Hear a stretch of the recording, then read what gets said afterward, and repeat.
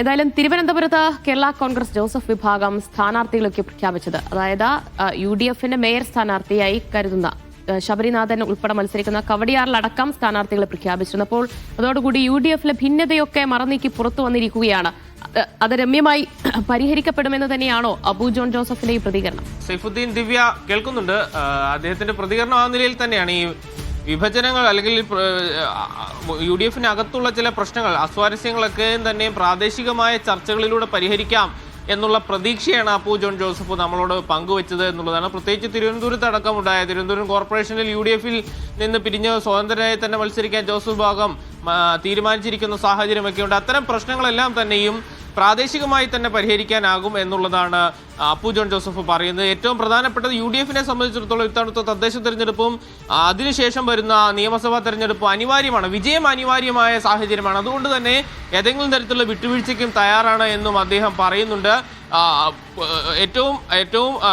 ഏറ്റവും മികച്ച രീതിയിൽ തന്നെ അത്തരം സീറ്റ് വിഭജന ചർച്ചകൾ മുന്നോട്ട് പോകുന്നുണ്ട് എന്നും അദ്ദേഹം പറയുന്നു. അതേസമയം മറ്റ് രാഷ്ട്രീയ വിഷയങ്ങളിൽ കൂടി അദ്ദേഹം നമ്മളോട് പ്രതികരിച്ചിട്ടുണ്ടായിരുന്നു.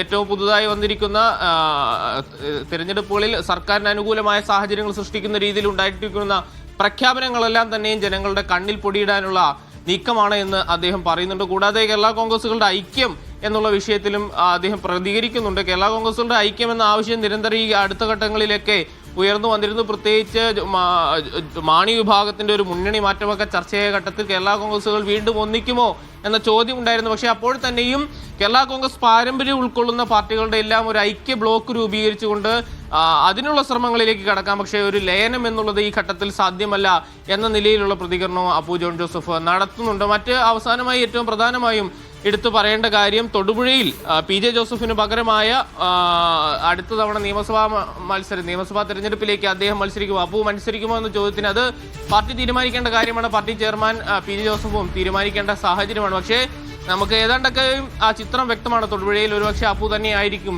മത്സരിക്കാൻ സാധ്യതയുള്ളത്. PJ ജോസഫിന്റെ ആരോഗ്യപരമായ പ്രശ്നങ്ങളടക്കം നിലനിൽക്കുന്ന സാഹചര്യമുണ്ട്. ഇത്തവണ അദ്ദേഹം സീറ്റ് ഒഴിയുകയും തൊടുപുഴ വർഷങ്ങളായി മത്സരിച്ച് വിജയിച്ചു വരുന്ന തൊടുപുഴ സീറ്റ് അപ്പുവിന് കൈമാറാനുമുള്ള സാധ്യതയാണ് നിലനിൽക്കുന്നത്. അതേസമയം തദ്ദേശ തെരഞ്ഞെടുപ്പുമായി ബന്ധപ്പെട്ടുള്ള എല്ലാത്തരം പ്രശ്നങ്ങളും UDFിനുള്ള പ്രശ്നങ്ങളെല്ലാം രമ്യമായി തന്നെ പരിഹരിക്കപ്പെടും എന്ന പ്രതീക്ഷ അപ്പു പങ്കുവയ്ക്കുന്നുണ്ട്. സൈഫുദ്ദീൻ.